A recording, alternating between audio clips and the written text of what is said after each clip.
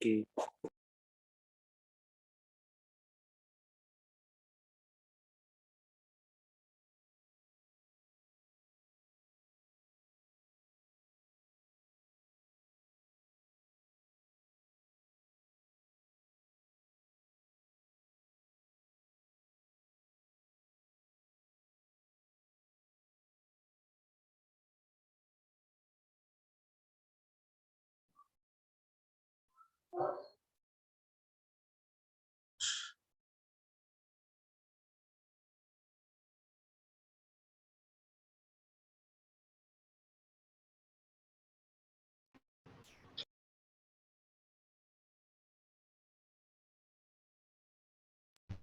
Kawan-kawan Indralayo yang kawannya belum masuk ke Zoom, tolong ingeti biar bisa segera dimulai. Oke. Oke, siap. Oke, Indri. Ya, itu.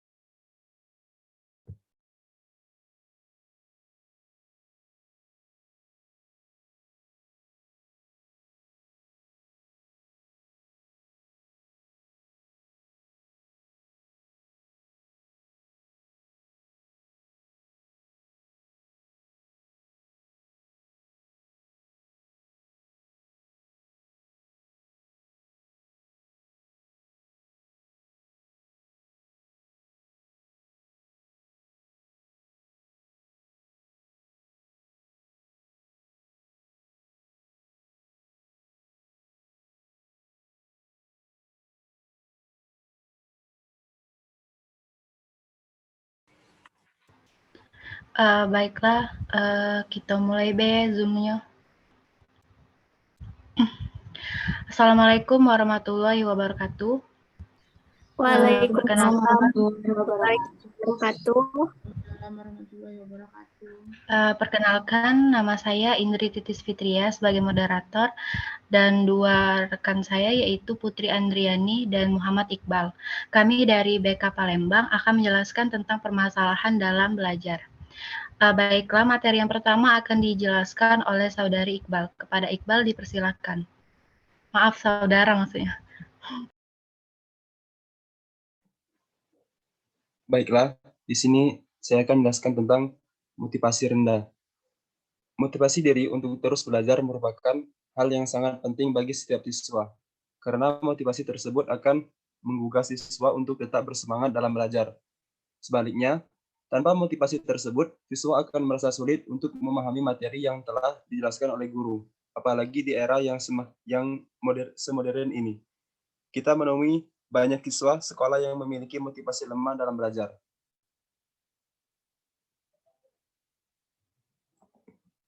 Penyebab motivasi rendah.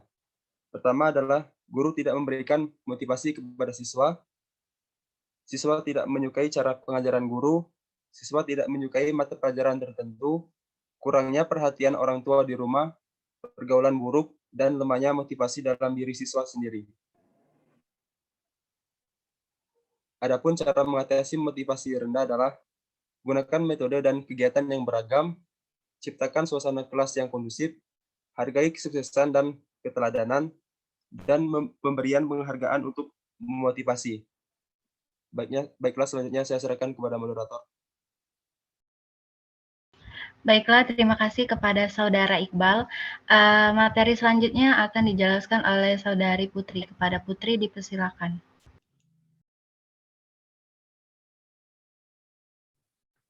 Baiklah, saya akan menjelaskan tentang underagement. Siswa yang tergolong underagement adalah siswa yang memiliki taraf intelijensi yang tergolong tinggi, tetapi memperoleh prestasi belajar yang tergolong rendah atau di bawah rata-rata. Ia dikatakan underachiever karena secara potensial ia memiliki taraf intelijensi yang tinggi dan mempunyai kemungkinan cukup besar untuk memperoleh prestasi belajar yang tinggi. Tetapi dalam hal ini ia mempunyai prestasi belajar yang diperoleh di bawah potensi yang ia miliki. Underachievement atau berprestasi di bawah kemampuan adalah jika terjadi ketidaksesuaian antara prestasi sekolah anak dan indeks kemampuannya, sebagaimana nyata dari tes intelijensi, prestasi, kreativitas, atau data observasi atau Utami Munandor 2004.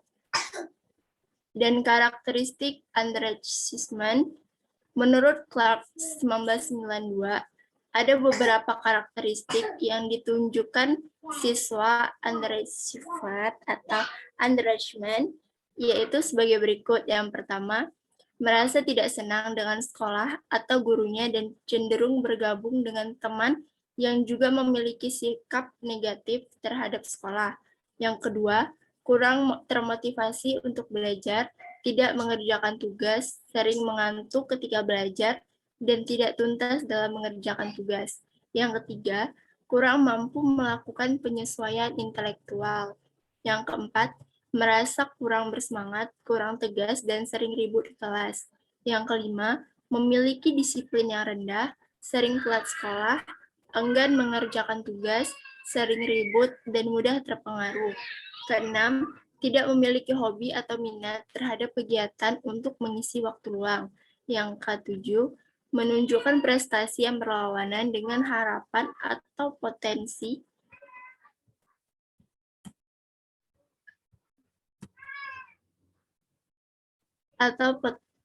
yang dimilikinya. Yang ke-8, takut ujian dan berprestasi yang rendah. Faktor penyebab underachievement. Yang pertama itu kondisi fisik. Kondisi fisik yang menjadi penyebabnya adalah kesehatan, meliputi gangguan alat indera, adanya penyakit, dan kurang terpenuhnya nutrisi makanan. Kondisi psikis, yaitu kondisi psikis yang rentan, menjadi penyebabnya adalah kurangnya motivasi belajar dan berprestasi, dan kurangnya kemampuan manajemen diri dalam belajar. Keluarga, lingkungan keluarga yang berpotensi menjadi penyebab munculnya adalah kondisi sosial ekonomi keluarga untuk mencukupi kebutuhan sehari-hari termasuk pendidikan anak. Yang sekolah, faktor penyebab adalah kurikulum sekolah yang di dalamnya mencangkup mata pelajaran, waktu belajar, kegiatan pembelajaran, dan penilaian terhadap hasil belajar siswa. Teman sebaya, pengaruh teman sebaya terhadap munculnya underachiever bisa dilihat dari aspek keberadaan teman sebaya untuk dijadikan teman tukar pikir dalam mengembangkan minat dan bakat akademiknya. Masyarakat, penyebab munculnya seperti harapan masyarakat terhadap prestasi siswa, yang mana siswa dituntut untuk memperoleh prestasi belajar yang terbaik. Akibatnya siswa justru merasa tertekan, sehingga hasil belajarnya kurang maksimal. Sekian dari saya, kembali ke moderator. Terima kasih kepada Saudari Putri. Baiklah, materi selanjutnya akan dijelaskan oleh saya sendiri. Sebelumnya boleh di slide yang selanjutnya, Put.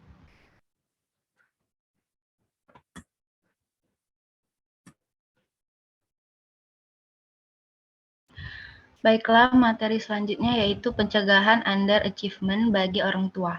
Yang pertama itu bersikap konsisten. Jangan menuntut anak di luar kemampuannya. Apapun prestasi anak, orang tua harus percaya kepada anak bahwa ia mampu dan telah berusaha maksimal.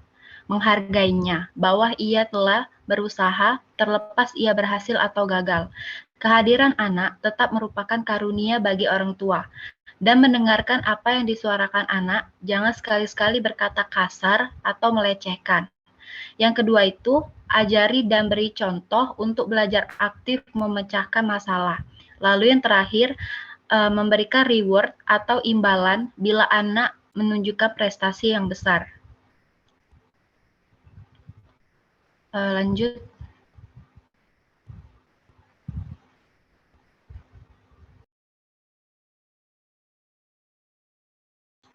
Selanjutnya yaitu pengembangan motivasi. Macam model pengembangan motivasi. Yang pertama itu model time continuum. Yang pertama yaitu tahap awal menumbuhkan sikap positif, pembelajaran berorientasi ke kebutuhan siswa. Lalu tahap lanjutan penyelenggaraan pembelajaran variatif, lalu pembelajaran yang menimbulkan rasa senang. Yang terakhir yaitu tahap akhir, yang pertama itu umpan balik sehingga memahami kompetensi yang hendak dicapai, memberikan reinforcement atas hasil belajar yang diperolehnya. Lalu yang kedua model tripartite, menanamkan sikap dan kepercayaan untuk berhasil, drive atau semangat untuk mencapai hasil, memilih strategi inovatif untuk mencapai hasil.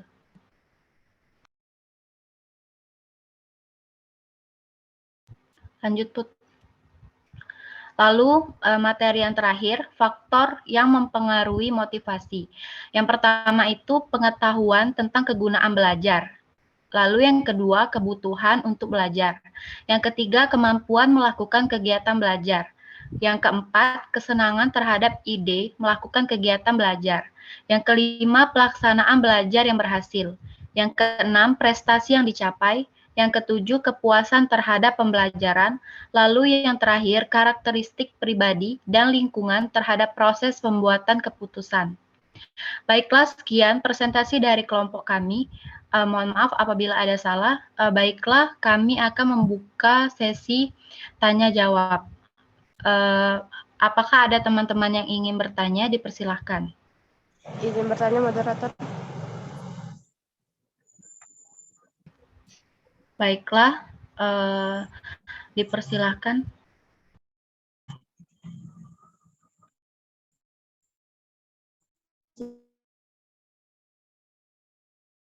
Memiliki kendala atau hambatan. Yang ingin saya tanyakan, apa saja kendala tersebut?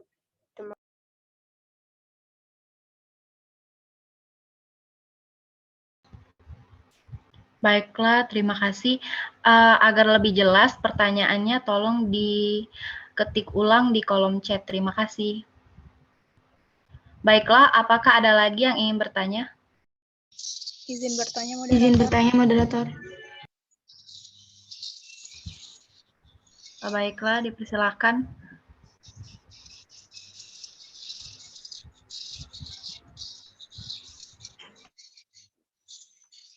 Maaf, siapa tadi yang ingin bertanya? Izin bertanya. Mbak Kurnia sama Mbak Lia. Oh, Purnia sama siapa? Lia. Mbak Lia. Oke. Iya. Purnia dulu mungkin. Terima kasih moderator. Sebelumnya izin bertanya, tadi kan dalam pengembangan motivasi ada model-model pengembangan motivasi. Nah, saya tanyakan seperti apa contoh dari model-model pengembangan motivasi tersebut. Terima kasih.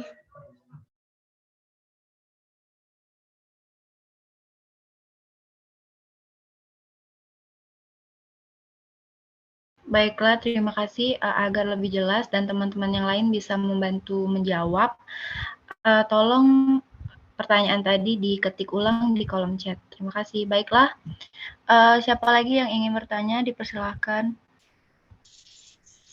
Izin bertanya moderator. Baiklah, kepada Lia dipersilahkan. Baiklah, yang saya ingin tanyakan, bagaimana upaya kita sebagai seorang konselor dalam mengatasi ketidaksesuaian antara prestasi sekolah dan indeks potensi yang dimiliki oleh peserta didik. Terima kasih. Baiklah, terima kasih kepada saudari Lia. Tolong pertanyaannya diketik ulang di kolom chat. Terima kasih. Untuk sesi yang pertama, kami membuka hanya untuk 3 pertanyaan dulu.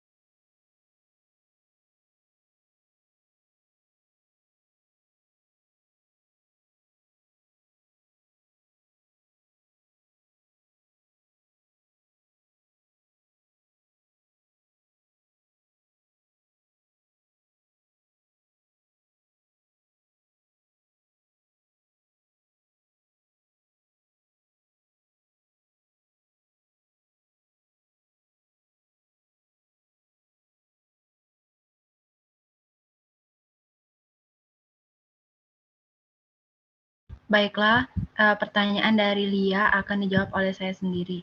Pertanyaannya, bagaimana upaya kita sebagai seorang konselor dalam mengatasi ketidaksesuaian antara prestasi sekolah dengan indeks potensi yang dimiliki oleh peserta didik? Menurut saya,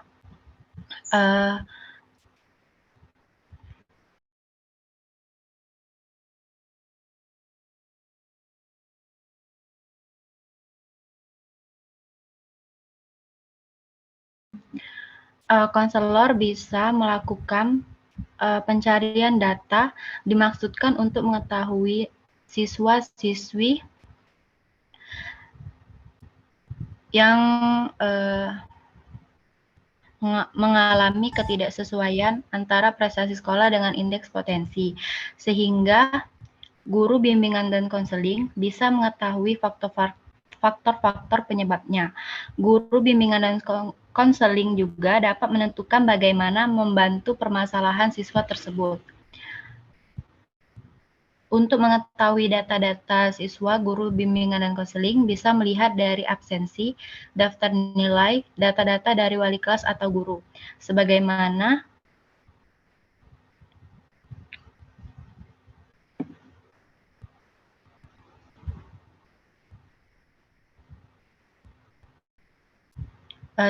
menurut penelitian, hasil wawancara dengan salah satu guru di suatu SMA, untuk mengetahui siswa yang bermasalah, kita bisa melihat dari absensi, prestasi belajar, catatan dari wali kelas, lalu kemudian baru kita panggil atau kita melakukan konselor terhadap siswa tersebut.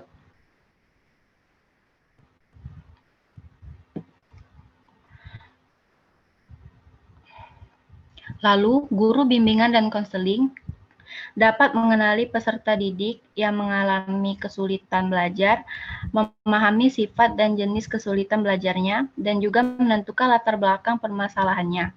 Baru kemudian menetapkan usaha-usaha bantuan dalam menentukan bantuan apa yang harus diberikan kepada siswa-siswi yang mengalami permasalahan tersebut. Sebelumnya itu, guru bimbingan konseling juga harus mengetahui faktor penyebabnya, baru bisa membantu siswa tersebut dalam mengalami permasalahannya. Baiklah, kepada Lia, apakah sudah jelas? Baik. Baiklah, terima Apakah ada kasih. teman-teman? Oke. Terima kasih, Lia. Baiklah, apakah ada teman-teman yang ingin menambahkan jawaban dari pertanyaan Lia tadi? Dipersilahkan.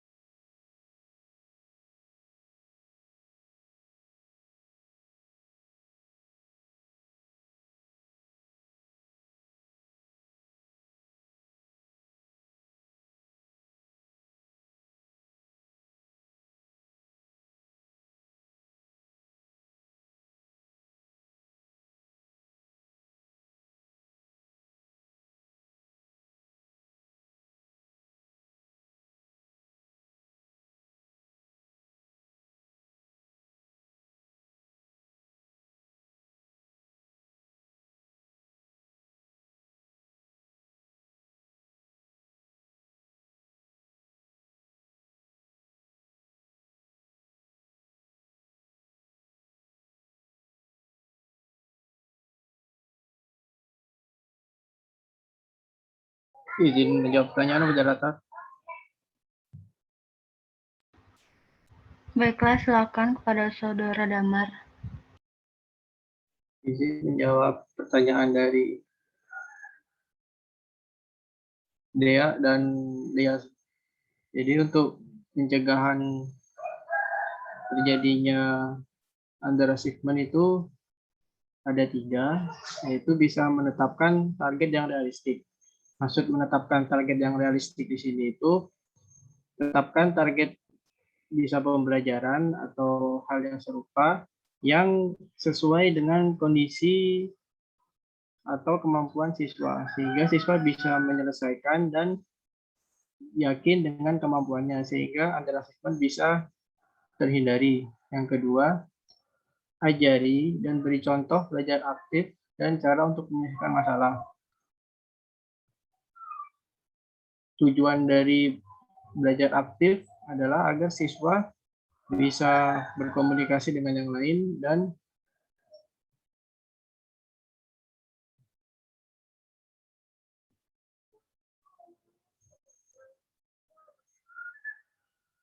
semakin yakin dengan kemampuannya.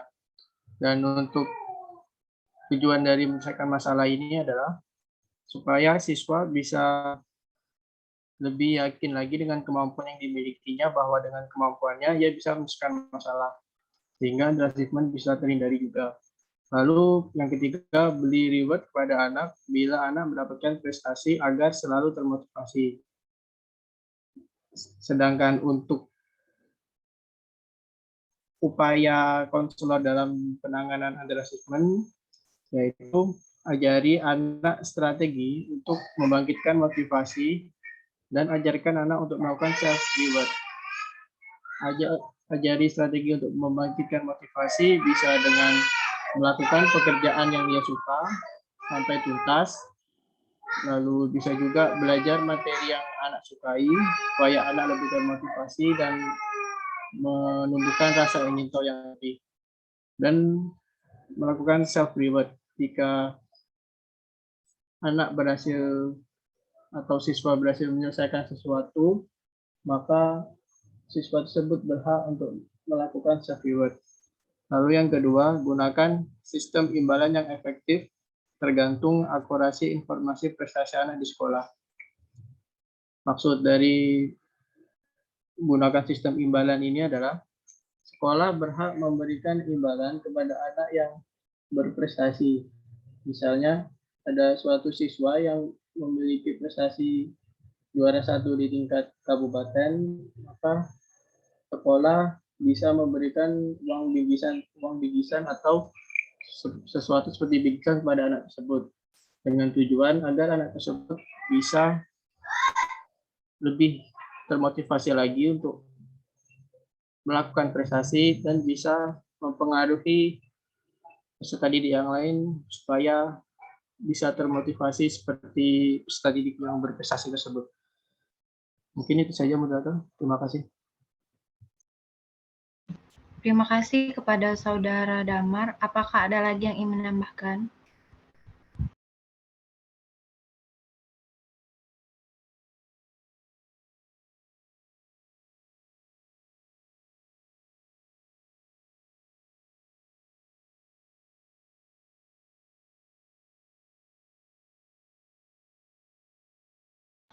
Baiklah, benar seperti yang dikatakan oleh Saudara Damar tadi, bahwasanya untuk memberikan bimbingan dan bantuan yang efektif bagi siswa yang under achievement, maka seorang guru bimbingan konseling terlebih dahulu melakukan diagnosis kesulitan belajar, lalu menentukan langkah-langkah yang ditempuh. Langkah-langkah yang ditempuh itu, yang pertama, mengenali peserta didik yang mengalami kesulitan belajar. Sebelum menetapkan alternatif pemecahan masalah kesulitan belajar siswa, guru sangat dianjurkan untuk lebih dahulu melakukan identifikasi atau upaya mengenali gejala dengan cermat terhadap fenomena yang menunjukkan kemungkinan adanya kesulitan belajar yang melanda siswa. Guru sangat dianjurkan untuk lebih dahulu melakukan identifikasi. pada suatu kelompok siswa yang berdistribusi normal sudah dapat diperkirakan adanya sejumlah kasus kesulitan belajar sekitar 10-25% dari keseluruhan populasi kelompok tersebut. Untuk mengetahui siswa yang mengalami kesulitan belajar dengan mendeteksi hasil dan proses belajarnya. Adapun cara yang ditempuh dengan langkah-langkah sebagai berikut. Yang pertama, menetapkan angka nilai kualifikasi minimal yang dapat diterima, misalnya 5, 6, atau 7, dan sebagainya, sebagai batas lulus atau jumlah kesalahan minimal yang masih dapat dimanfaatkan dalam suatu penilaian. Ketentuannya terserah kepada guru yang bersangkutan. Lalu langkah yang kedua itu, kemudian bandingkan angka nilai atau prestasi dari setiap siswa dengan angka nilai batas lulus tersebut. Baiklah, sekian penjelasan dari saya tentang pertanyaan Dea tadi. Apakah saudari Dea sudah jelas?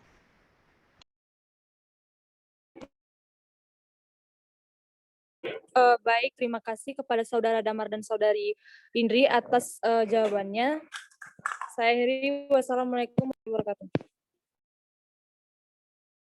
Waalaikumsalam warahmatullahi wabarakatuh. Baiklah, pertanyaan dari Purnia akan dijawab oleh Saudari Putri. Kepada Putri dipersilakan.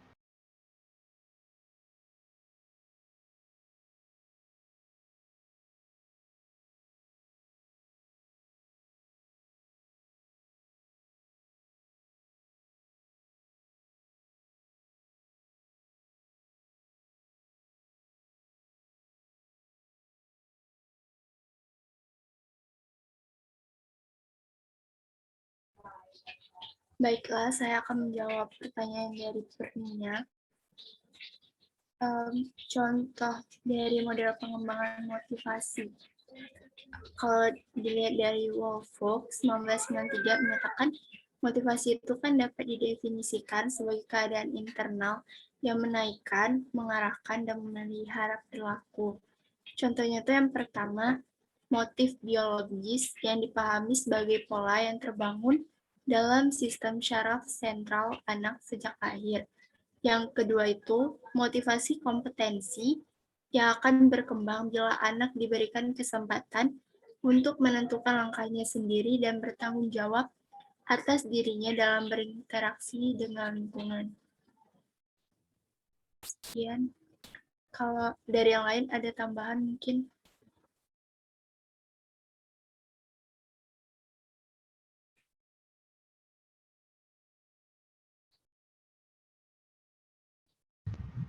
Terima kasih kepada Saudari Putri telah menjawab pertanyaan dari Purnia.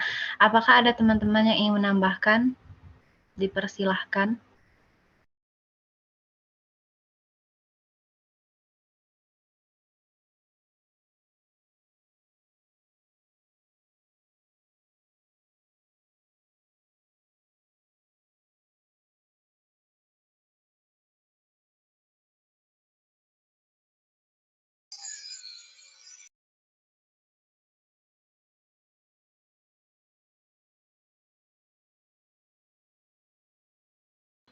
Baiklah, kalau tidak ada, apakah Saudari Purnia sudah jelas?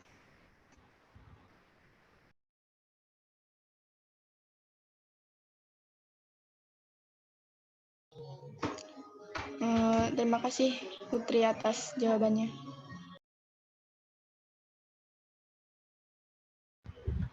Baiklah, pertanyaan dari Pratiwi akan dijawab oleh Saudara Iqbal.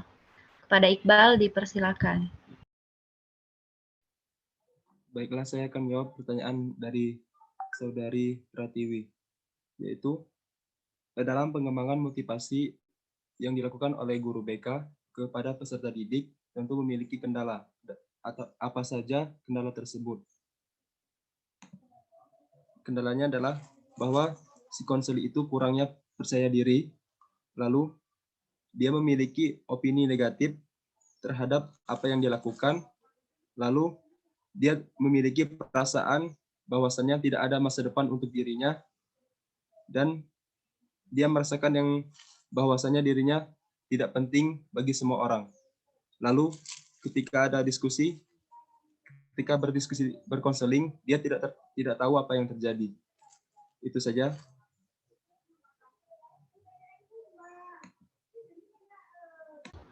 Terima kasih Saudara Iqbal. Apakah ada teman-teman yang ingin menambahkan jawaban dari Saudara Iqbal?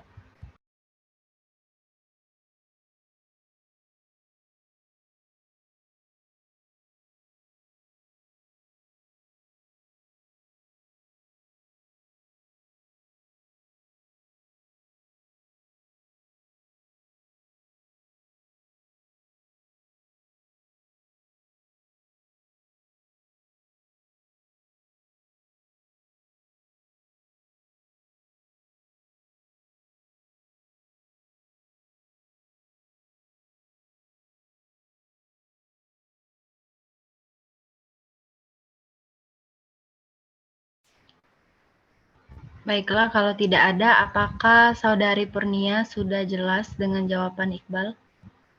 Salah. Pratiwi. Terima kasih kepada Saudara Iqbal yang telah menjawab pertanyaan saya. Alhamdulillah sudah jelas. Terima kasih Pratiwi. Baiklah, apakah ada lagi yang ingin bertanya dari BK Palembang?